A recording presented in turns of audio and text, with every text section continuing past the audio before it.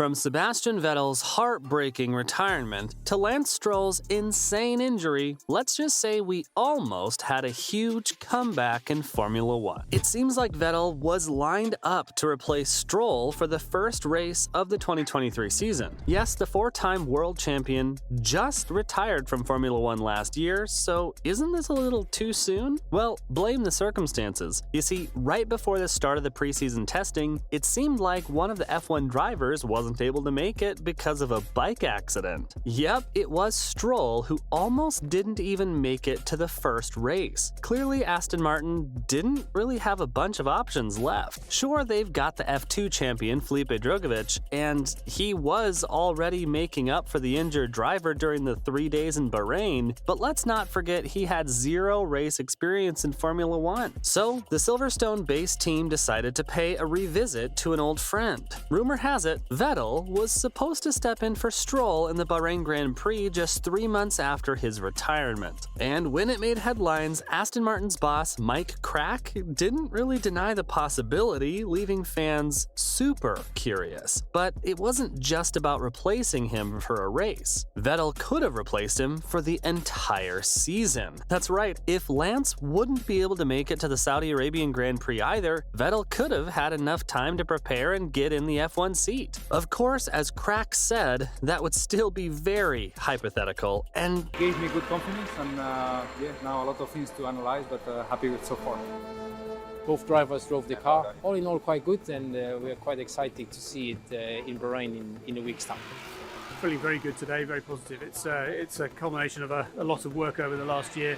It's been a really good day today. Good to see the car finally actually run on the track. It's been very good for us today. That's not what they were focused on either. Their first priority was getting Lance in the car, while warning fans not to keep their hopes up for Vettel's comeback because he was very straightforward about his principles that led to his retirement. So if he were to refuse, fans will need to accept that. Having said that, it definitely would have been a treat to see Fernando Alonso and Vettel partner up for another season. They've been chasing the championship title for years. But as surprising as it may be, they never really got a chance to partner with each other. Instead, both of them had their own high-profile teammates along the way, and they've also raced for Ferrari, even if it was at different times. It seems like their destinies were never meant to collide. Having said that, even if Vettel wasn't ready for the race, Aston Martin still needed a replacement for Stroll, because at the time, his brother Fabian confirmed that the former F1 driver was on a camping holiday with his family. So clearly they needed some sort of plan B. And let me tell you, they already had it sorted out, but the Aston Martin team boss still wasn't ready to reveal any details, because they were still counting on Stroll to make it to the race. And it seemed like things worked out for the best after all. Stroll was ready to race at the Bahrain Grand Prix. The Aston Martin F1 team finally confirmed that the F1 driver, despite his injury, was ready to return to the grid to kickstart the 2023 season. And with that, fans bid a painful goodbye to their one last hope of a Vettel comeback. Not like that was happening anyway, because not so long after that news, the team boss confirmed that they're still leaning toward having Drugovich as the replacement instead.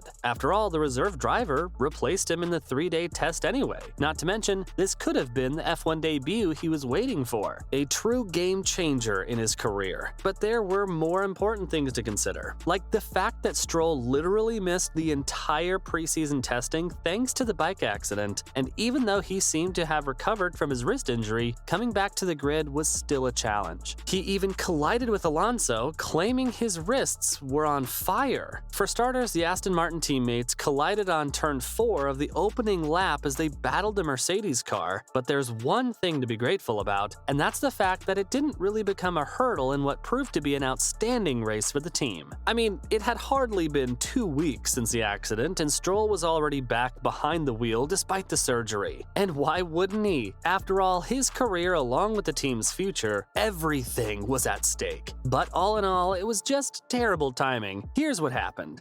We eventually found our own philosophy, found a direction that we were happy with, and you can see that reflected here. I mean, I think the things that really stand out from last year are the front end, the front wing particularly, right through to to the kind of the side pods. These are the very sort of aggressive features that we've been working on.